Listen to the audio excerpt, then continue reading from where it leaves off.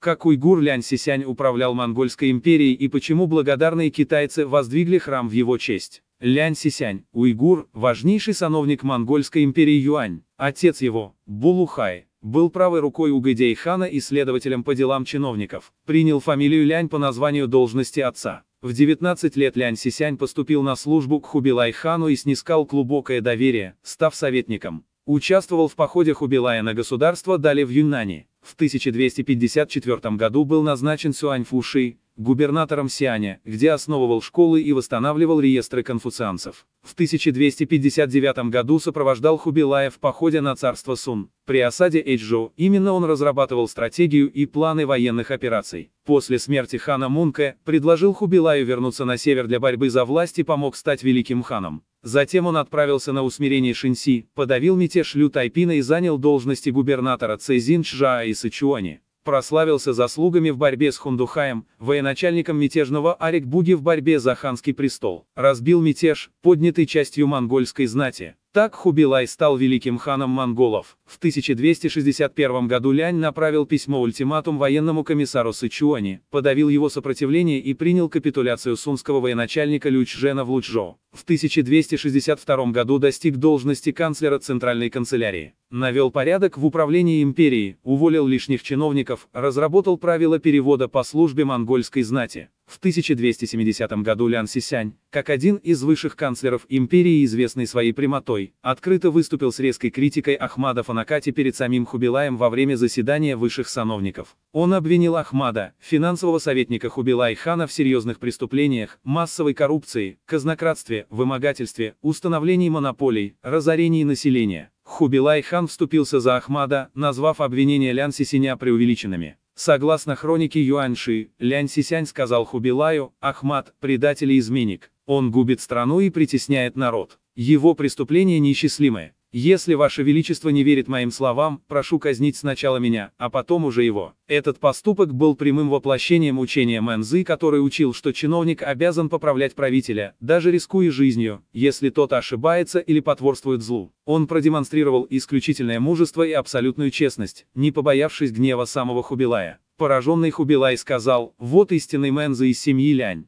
Так его стали называть Лянь Мэнзы, а это высочайший комплимент в империи Юань. Ведь Мэнзы – один из величайших философов Китая, второй после Конфуция. Уже после смерти Лянь Сисяня, в 1282 году Ахмад Фонакати был убит заговорщиками. Хубилай хан, расследовав дело предателя, приказал казнить семью Ахмада. В 1274 году Лянь вновь назначен канцлером Пекинской столичной области. В 1275 году Лянь Сисянь последовал с монгольскими войсками на юг, победил и стал наместником Цзиньчжоу и Синьян. Занимая должность 3 года, решительно восстанавливал общественный порядок, способствовал торговле, обеспечив мирное сосуществование войск и населения. Жители Цзянлина создали его портрет и воздвигли храм в его честь. В 1277 году был отозван в столицу для воспитания наследника престола, сына Хубилай хана Чинкима. 12 декабря 1280 году Лянь Сисянь скончался от болезни в Шанду. Ему посмертно был пожалован титул князя Вэй, также почетные титулы: